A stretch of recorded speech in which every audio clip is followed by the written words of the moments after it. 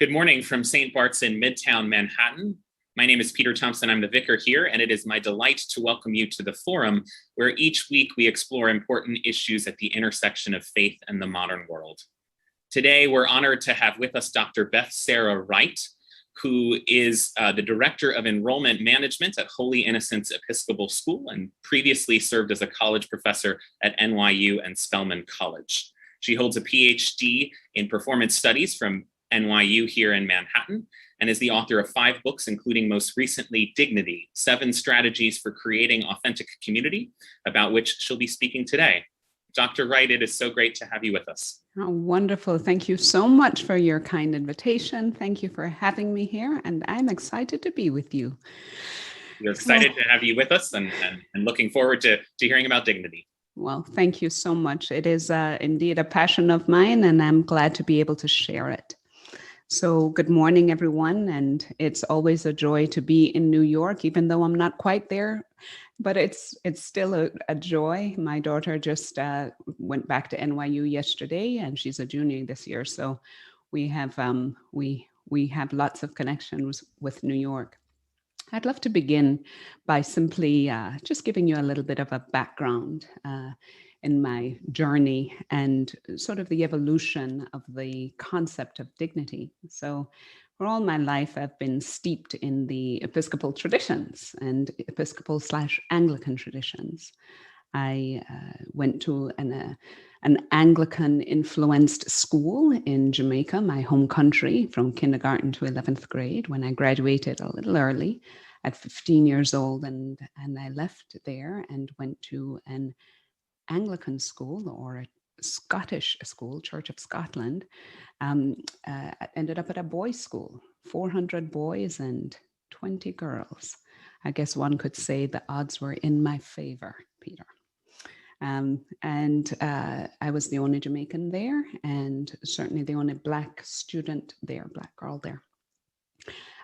My father, too, was an Episcopal priest in his later life, and so this has been a part of my grounding and orientation.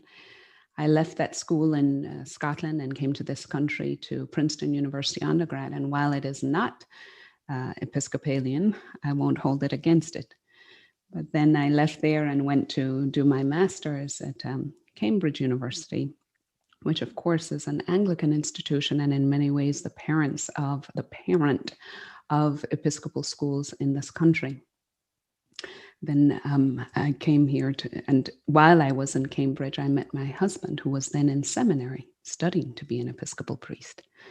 And we started our married life in New York City, where he was the chaplain at the Cathedral School at St. John the Divine, and then the vicar there at St. John the Divine. So we started our life together there in New York City, and then moved to Atlanta to serve a church here. And while here, now my husband is now the Episcopal Bishop of Atlanta, and I serve as the Director of Enrollment Management at an Episcopal school. So one could argue that I know just a little bit about what it means to be an Episcopalian. But I say all that because in many ways that formed and grounded and oriented the way that I see and the way that this particular book has culminated and been built and evolved over the years. I just want to go back to that school in Scotland just for a moment. And while I was there, what I noticed was, as I landed there and encountered new friends, that I had lots of questions. And some of those questions ranged from, where did you learn English so quickly? And where did you get your clothes? And my favorite was, wow, your hair defies the laws of gravity. And I thought, this is very interesting. I started to question, well, how are they seeing me? But not only that, I wanted to question, how am I seeing myself? And how do I see others in the midst of difference, new culture, new experience? How do we see? And I took those questions as I was grappling with them after I left Scotland and entered Princeton. I entered Princeton as a pre-med student, and that quickly shifted when I took Chemistry 203. However, it prompted me to venture into new classes. And I took sociology, an introduction to sociology, which I'd never taken before. And those questions began to be answered. How do we see others? The training was about how to look and encounter difference with a certain openness and curiosity and a certain amount of courage to ask new questions.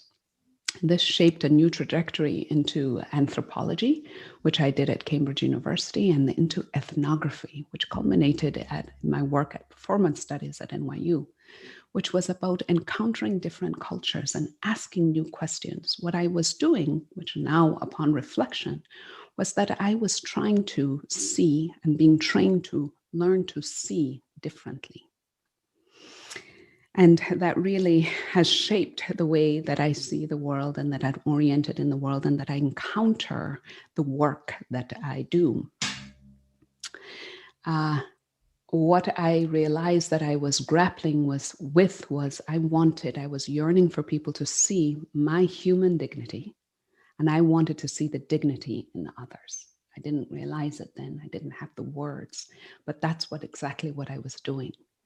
And we know that dignity is absolutely crucial in so many different ways. From the Universal Declaration of Human Rights, the first sentence talks about inherent human dignity, and that being the foundation of justice and peace in the world. To Francis Fukuyama's work, who is a political economist, who talks about the demand for dignity, even in nationalism and national politics, and as a central and core part of what really drives nationalism and drives national identity. And that's where I was really struck.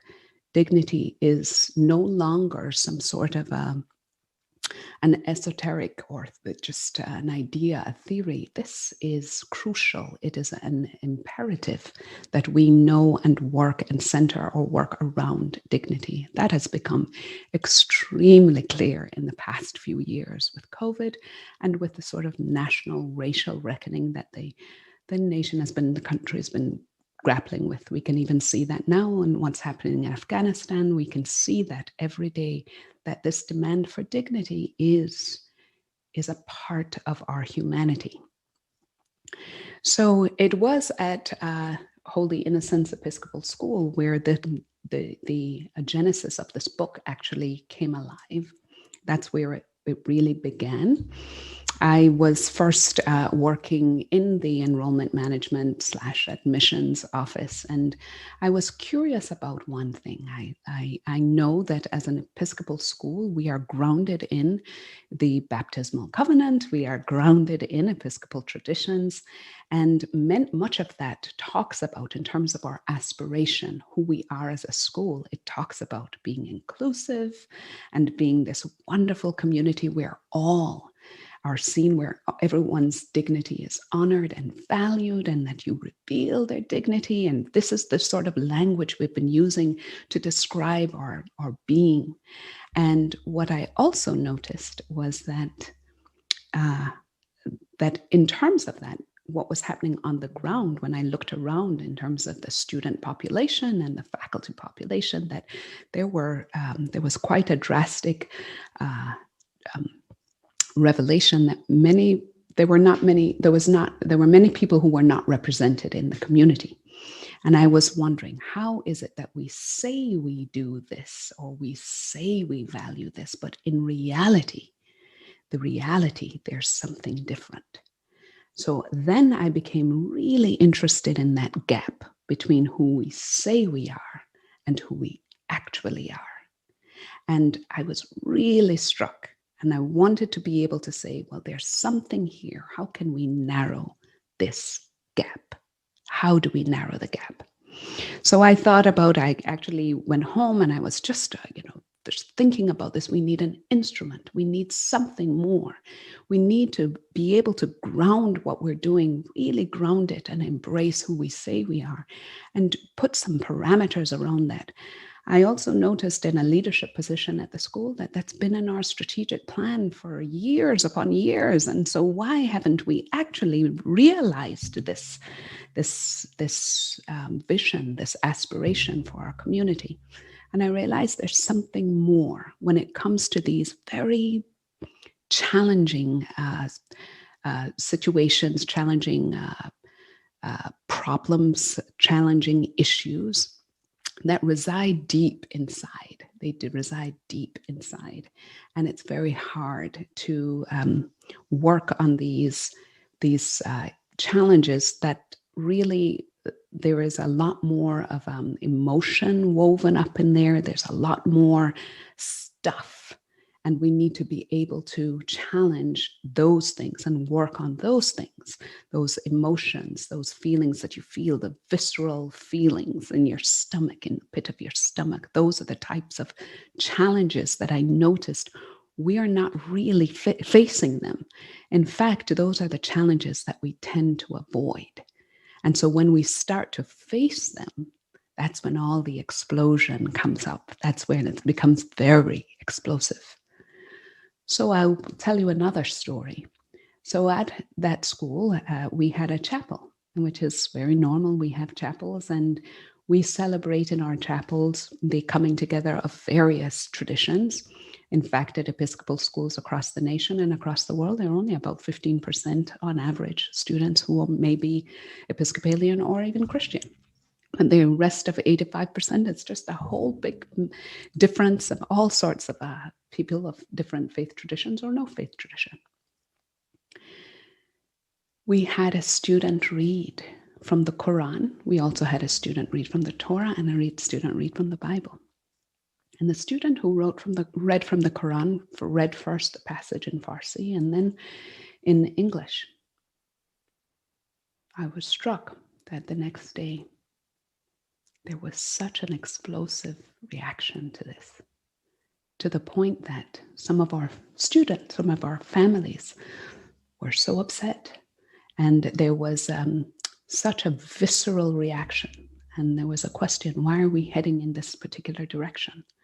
And then some people were saying, but hold on, we're an Episcopal school. This is what we do. That's our identity. So how can there be such a vast difference, that gap between who we say we are and what we do? What we noticed was that visceral reaction. And that's what we're seeing, especially in these past few years. We've been seeing visceral reactions. And these visceral reactions, you'll go back throughout the history of time and you'll always see that. But I was just really struck by that. And all I kept coming back to was the Baptismal Covenant. Will you, the ultimate question in the Baptismal Covenant, will you strive for peace and justice and respect the dignity of every human being? Will you respect the dignity of every human being? As the wife of a bishop, when I travel on his visitations, I'm often seeing the Baptismal Covenant because of all the baptisms and the confirmations and receptions that we do. But I really took a lot of time to look at that question, which if you go back to the Baptismal Covenant, all these questions that culminate in this question. So all the things that you say you do, that you say you believe, which is our beautiful articulation of our dream identity, our dream community. All of those things are a clear articulation of that. That final question, will you respect the dignity of every human being? I really thought about that and wondered, what exactly does that mean? What are we being asked to do? So the question, of course, respect, I love that word. I happen to love words, and I really broke down the etymology of this word. Respect, again, and spect, from the Latin specere, like spectacles, to see. Will you look again at the dignity of every human being? It's not asking, will we tolerate? Will we get along with? Will we agree with? Will we love even? Will we like? Will you look again at the dignity of every human being? But that became much more expansive for me as I worked and I look at schools and institutions and communities, as I look around at the country, what we're grappling with. And what I see is that institutions need to ask this question too. But not only the dignity of every human being who we work with, that's core, but also how do we face these visceral challenges, these challenges that we hold deep, that we're trying to implement change and take our communities to align more, to become more authentic, to align where we say we're going and what we're doing is actually in line, where our mind and our behinds are in line. How do we do that? How do we use dignity? And so that was the creation of this particular model. 7 strategies denoted by each letter in the word dignity. Where at the core is dignity, but it is a new way of seeing. So go back to Scotland, go back to ethnography and anthropology. I was already being asked to see differently. Henry David Thoreau says it this way: it's not what you look at that matters, but it's what you see. So how do we face these issues? How do we tackle these challenges? I wanted something practical, that anyone could take up this behavior. The dignity lens is an invitation to us all. It's an invitation to us all, not just to leaders, not just to the CEOs, not just to the presidents, not just to the executive directors. I'm not those with formal authority, but those who are willing to take up and exercise leadership behaviors. It's an invitation to look differently, to take up new behaviors, and to tackle new issues and changes, and to see as we strive towards becoming more authentic communities. More authentic communities means a more authentic world. And wouldn't that be wonderful? Wouldn't that truly be wonderful? So each letter, it is not linear.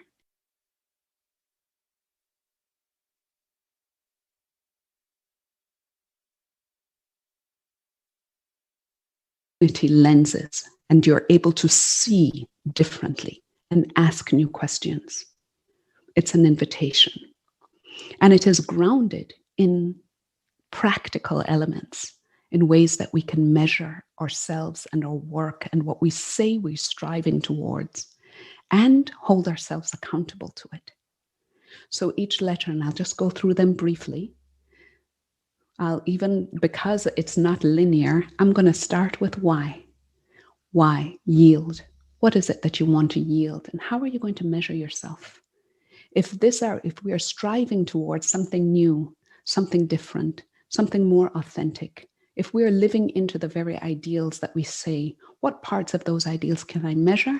And then how can I hold myself accountable to them? And so it has to be data-driven. As a trained sociologist, I have to ground this work in data. T, transparency. How do we articulate the very things that we say we're doing? And how do we articulate them in ways that everyone can understand, and everyone can understand the direction that we're going in? Integrity. That second I, it's asking just that question. Are we doing what we say we're doing? In that, there are a series of questions, but there is one project, which is an integrity audit. Imagine yourself hovering over your community, over your life, over your institution, and look for the gaps. Ask yourself about those gaps. And nurture. So yes, we might have these aspirations, but what do we need to do in order to ensure, what do we need to put in place to ensure that those things that we want can be affirmed and can be nurtured and nourished on the way there? G, growth. This lens is about growing in competencies and capacities. Growth. Where do I need to grow? Where do we need to grow as an institution? What do we need to do differently? Where have we come from? What do we need to change? What new behaviors do we need to come up with? Identity. And this is key. This is many ways where it begins, but you can begin on any part of this cycle. But identity is, who am I? Who are we? Who do we say we are? Where have we come from? What is our founding DNA? What from the founding DNA do we want to keep? Do we want to adjust? Do we want to nuance? It's a wonderful exercise. What is our history? Who are we? Who do we say we are? And then D, diversity. If we commit to respecting the dignity of every human being, no surprise, every human being is different. And that's all that diversity means. Difference. Difference. Who is around us? Who is not around us? Who is at the table? Who is not at the table? Why are they not at the table? Who else can we bring into this work? Who else can we partner with? All sorts of.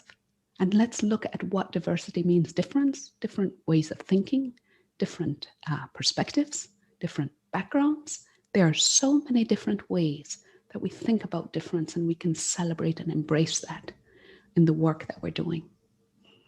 That's the lens, dignity, diversity, identity, growth, nurture, integrity, transparency, and yield.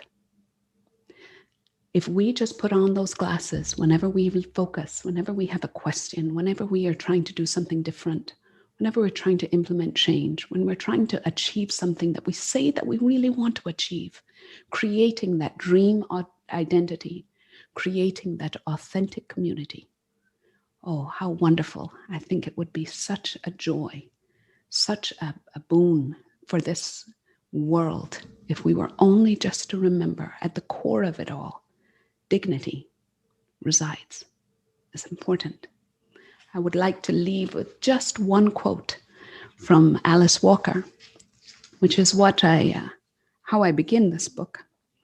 But when we talk about our dream communities, she encourages us, look closely at the present you are constructing. It should look like the future you are dreaming. Look closely at the present you are constructing. It should look like the future you are dreaming. I encourage you all and I invite you all to take up dignity work. It's not easy. No one said it was. But it is key. And it is more important than ever right now to be able to take up this work and to implement it. Who knows what you'll be able to achieve? Who knows what?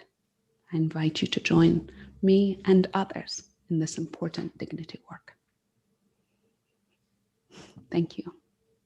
Thank you so much, Dr. Wright. Those of you who are watching, if you'd like to send in a question for Dr. Wright to answer, please use the live chat function on YouTube, the comments function on Facebook, or you can email me, pthompson@stbarts.org. That's pthompson@stbarts.org. If you're in our in-person audience here at St. Bart's, you can hand a written question to Excel Baguma, and she will send those to me. So, Dr. Wright, you talk multiple times about this gap between our aspirations and the reality. Why do you, in some ways that's good news because we have high aspirations that we want to meet. Why do you think there is such a gap? Well, I think that you have just said it. We do have high aspirations, but sometimes it's very difficult, and I think more times than often than not, it is difficult to live into those aspirations. We just need to look at there are many different examples I would like to give, but one simple one is simply looking at the US Constitution. Beautiful words, beautiful aspirations. We wouldn't be having lots of conversations about it if there weren't a gap. The gaps are when we don't see certain things. there wouldn't, in this country, for example, and all over the world, there wouldn't have been movements around the women's movement. There wouldn't have been movements around disabilities or creation of the Disability Act. There wouldn't have been movements around LGBTQ rights. There wouldn't be movements around civil rights. There wouldn't be movements around those if we did not see there are certain gaps. So, for example, in my book, I do reference this particular prison system, prison reform in Connecticut, which is very interesting to me, is that they had, in Connecticut, they had created this new idea. They wanted, their purpose, their aspiration was to decrease recidivism in Connecticut, the coming back of people returning to prison after serving time. So they took up some new work, and actually, in terms of the dignity lens, they felt influenced by the work that was happening in Finland and their concept of open prisons. I don't know if many of you are familiar with that, but they have this type of prison system where the prisoners have keys to their cells. They live in verdant areas. It's somewhat along the lines of a college campus. They have the ability and freedom to go to the grocery store and so on, even though while serving their time. The point was, in that model, was we want this to be truly about rehabilitation. We want to make sure that we are creating an environment in which our prisoners actually can leave here and they are more equipped. These folks who have made a wrong decision, a wrong choice, and they've served their time, and now they're going to go into the world equipped with new skills, and they're going to be treated. They said dignity is at the core of this work. This is in open prisons. And then the folks in Connecticut started to use this and use elements of it. So in terms of diversity, using this international model, very different expectations, but we're trying to close the gap between who we say we are, what we want, and what's happening. And so they did that. They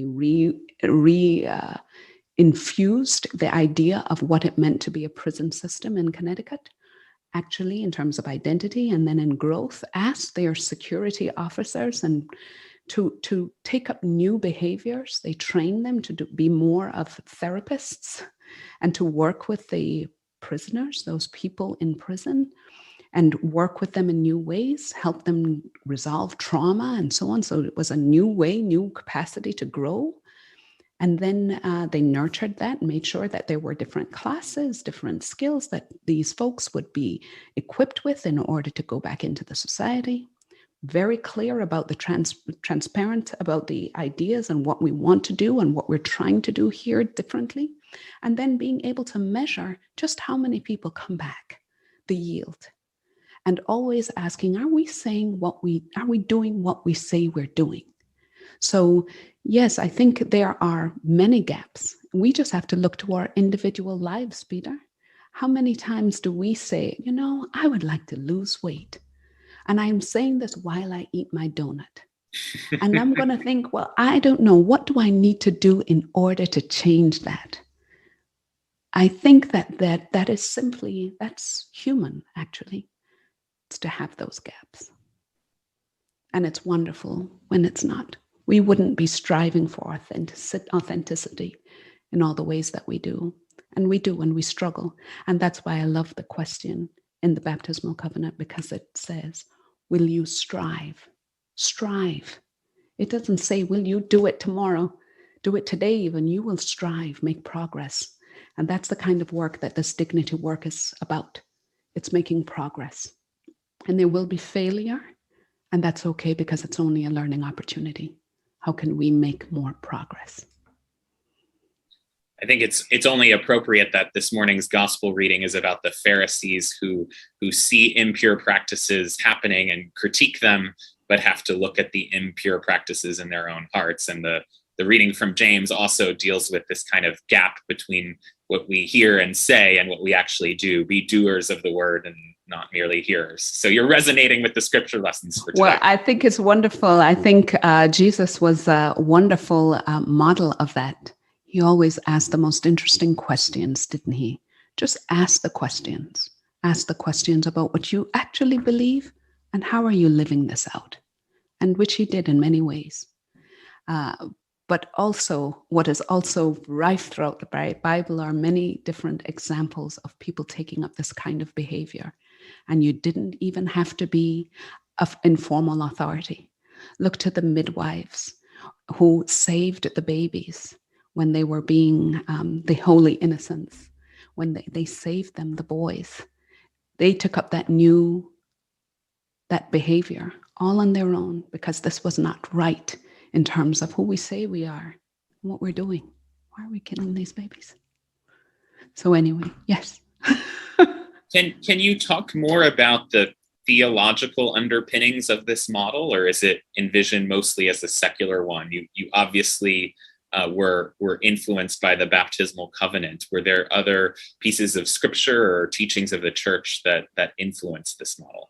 Well, in many ways. So absolutely. I mean, I think that I actually wrote a book about the Nicene Creed because in many ways, what we're trying to do as Christians, our Christian journey, is to be more like the model of Jesus. So if that is an aspiration, aren't we always striving towards that? Aren't we always striving towards that? And so when I looked at the Nicene Creed, for example, which is a beautiful statement of what we believe, and it is in fact Jesus's story, how do our stories fit into that story? And how do our actions and our behaviors align more with that story?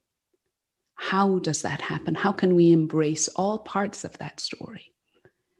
So yes, in many ways, I was influenced by this without even knowing that that's what I was looking at.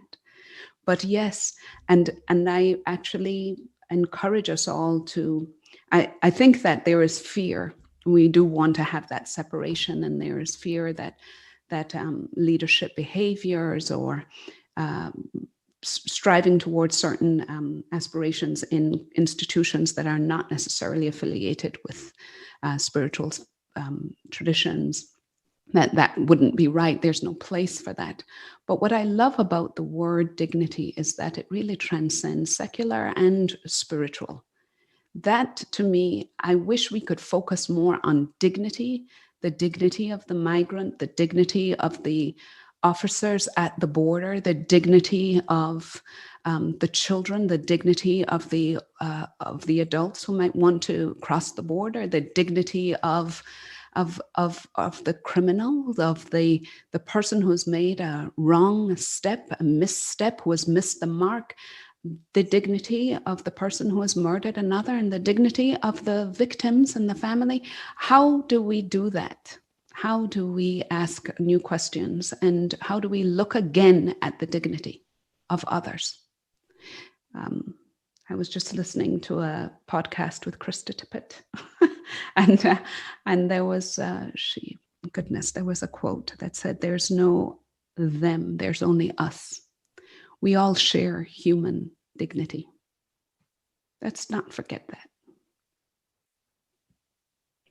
So again, I encourage you, if you have questions for Dr. Wright, to send them in. You can use the live chat function on YouTube, the comments function on Facebook. You can email me at pthompson@stbarts.org, or if you're in person, you can hand a written question to Excel Baguma. I wonder if you can talk a bit about how to put this model in practice. I know you talked about Connecticut prisons as one example. Do you have other examples? How can communities like St. Bart's and our workplaces and schools and homes, how can we put this model into place there? Well, I think that's a great question. Thank you. I think that when say the vestry gets together, or when the community says, this is what we would like to be able to be doing, whatever it is, I don't know. When you have identified what it is that you'd like to, what area we'd like to tackle, what issue, then what I love about this dignity lens is that it prompts new questions. and that this is such a comprehensive overview of all of the things that we might need to enact and engage in order for us to actually close the gap. So it really just depends on the community, what it is that you're interested in doing. We saw in recent years a lot of different communities all of a sudden, in response to crisis, try to shift and change things almost immediately. And my invitation is, why wait for the crisis? Let's work on this now, whatever the work is. Let's identify the work. But let us also remember, Peter, that usually the type of work that the dignity lens is most applicable to is the type of challenges that are easily avoidable. They're the ones that are really hard. They're the ones that, yes, that's very important. And then we don't actually get to the work. It's hard work. It's difficult work. But in terms of the practical lens, it is understanding the identifying what it is that we're working on, and then asking these new questions about, well, who is actually working on this? Do we have all the necessary people? Do we have all the right sort of diversity of thought around the table? If this is a financial thing, do we have the right folks in place? If this is a social thing, do we have the right folks? If this is about mental health, do we have the right folks in place here?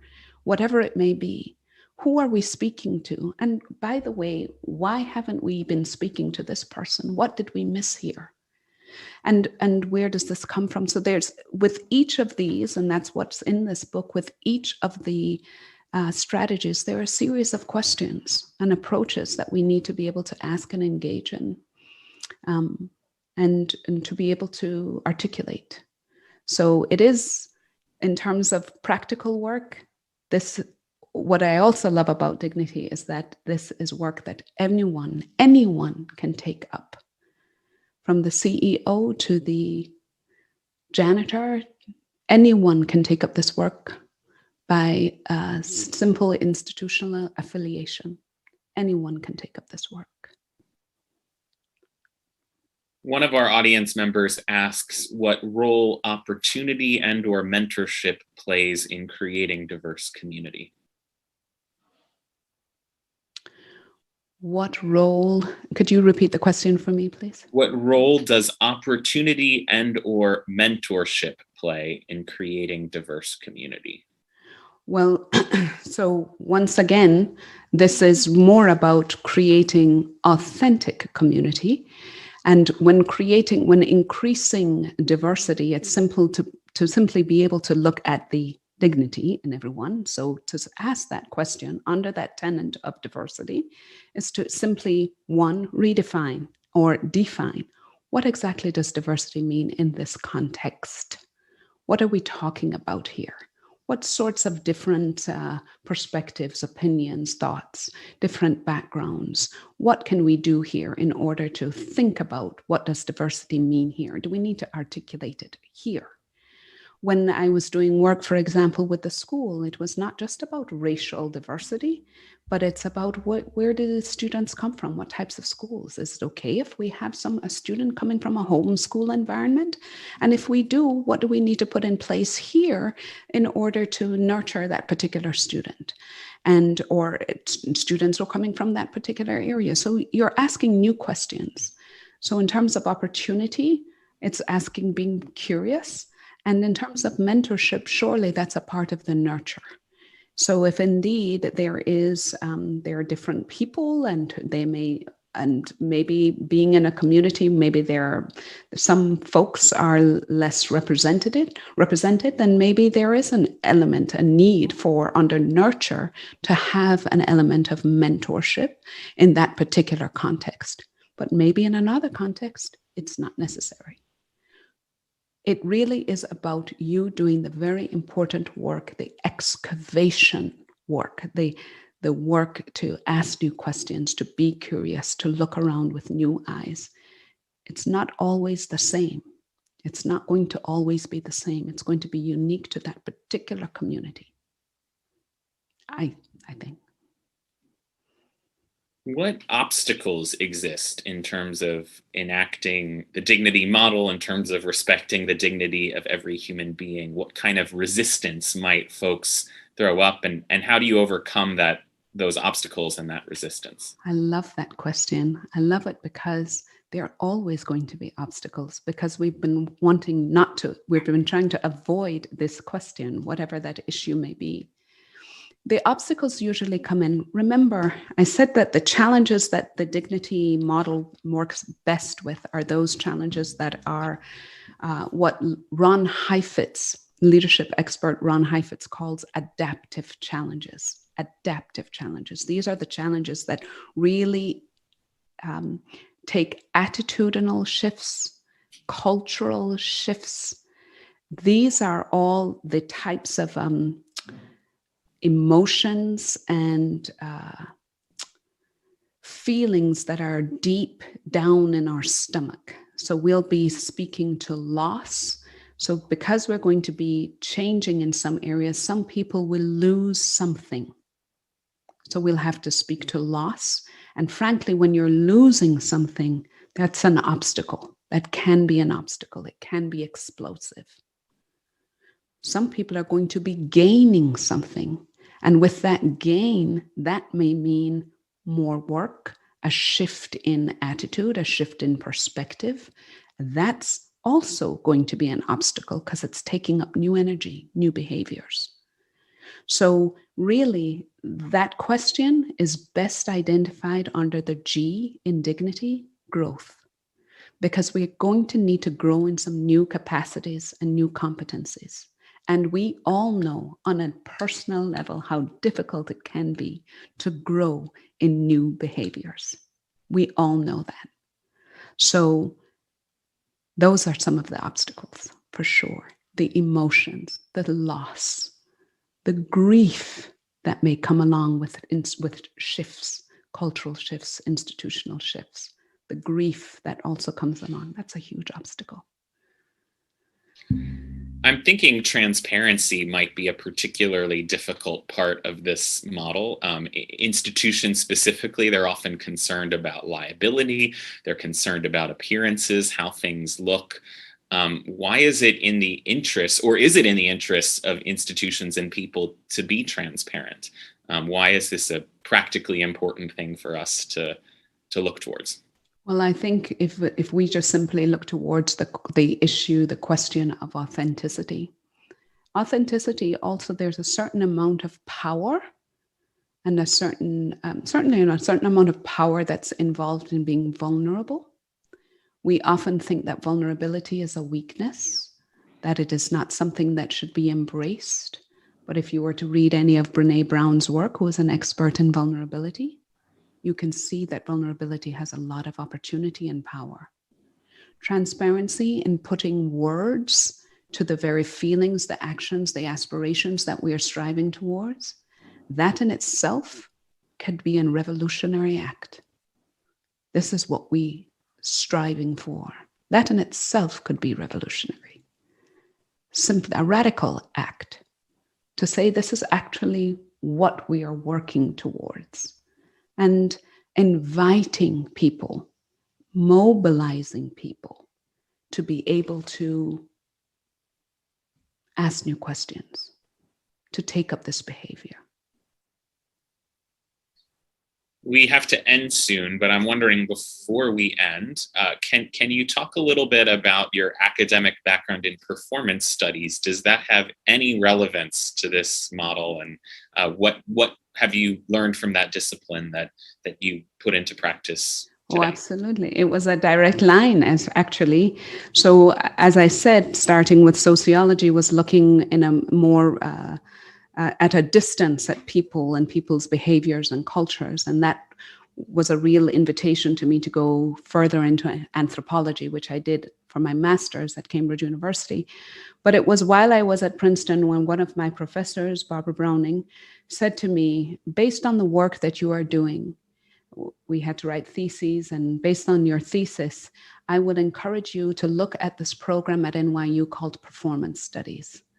And I need you to look at that. She was leaving Princeton to be the chair of that department. And she just encouraged me. And I had never heard of it. I didn't know what it was. But when I did, I realized, wow, this is really what I want to look at. So performance studies, for those of you who may not know, is really studying different cultures through the lens of performance, where performance can be anything from the way you sit, walk, look, wear your hair, the performance of your race, the performance of your gender, to more traditional understandings of performance in theater and in dance, so, and etc. So I studied a particular dance culture in Jamaica and women in dancehall, and I was really struck by a very simple question, which was, this particular culture is very misogynistic, very violent to women. And I was struck by the question, if it's so bad for women, why do women love it so much? Why do they play such a prominent part in this? So it took me down into new questions, new understandings, and I wanted to be able to be curious and courageous enough to ask them new questions. And that practice of ethnography, going into interviewing, learning from, practicing, embracing, embodying, and also asking new questions. I didn't know that kind of question was going to take me to psychology, psychiatry. I didn't know it was going to take me to history, to the physical, to physiology. I did not know it was going to take me to those areas, but it did. And that's what performance studies meant for me. It was simply an avenue, a door to open to whole new understandings and new ways of being. So yes, there's a direct correlation, in my mind anyway, between performance studies and what I learned and how I was learning to orient myself to the world and this invitation for dignity work. I'll fit one final question in quickly. An audience member asks about cross-cultural dialogue along this vein, and specifically if you can speak to the importance of studying other cultures firsthand rather than from a secondhand perspective, so that we can gain an honest appreciation for those other cultures. What a wonderful question. And in many ways it has already been answered, because I encourage that so much. I am going to be the strongest advocate, and I always will be, for students to study abroad, to immerse themselves in a new culture, to be able to do that, to learn a new language. You just simply don't know what will open up in terms of understanding. So absolutely. I also did a lot of work, by the way, Peter, in mental health, which is also about an advocacy for authenticity. And it was important, very important, to look at the cross-cultural understandings of mental health. There are certain cultures and languages where depression is not even a word. So how do we understand that? How do we encourage the help that's needed? In certain cultures, no one will go to a psychiatrist because that is seen as something that is beyond the realm. We don't do that. How do we talk about mental health cross cultures? So most definitely, there will always be a question in this perspective of dignity about, and there will always be an importance of looking at different cultures, inviting different understandings, encouraging different cross-cultural dialogue. That's how we learn. There is no them, it's only us. What a great way to end. Thank you so much, Dr. Wright, for being with us this morning. It's been an honor to have you here and to hear about the Dignity Model. Well, thank you so much. And of course, you know, the Dignity Model is open to all, and I'm always willing to talk about this with other communities. If anyone is interested, I'd be more than happy and available to do that. Thank you so much for having me, and what a joy. Thank you. And the book is called Dignity: 7 Strategies for Creating Authentic Community. Thank you all for joining us this morning. If you'd like to support the forum, we invite your generous gifts stbarts.org/give. Next week, we'll be welcoming the Reverend Richard Witt, who is the Executive Director of Rural and Migrant Ministry. He'll be talking about his ministry to farm workers in New York State and important labor issues going on as we celebrate Labor Day weekend. We hope you'll join us then, and we hope you'll join us in just a few minutes for worship at 11 a.m. Take care. Bless you. Bye-bye.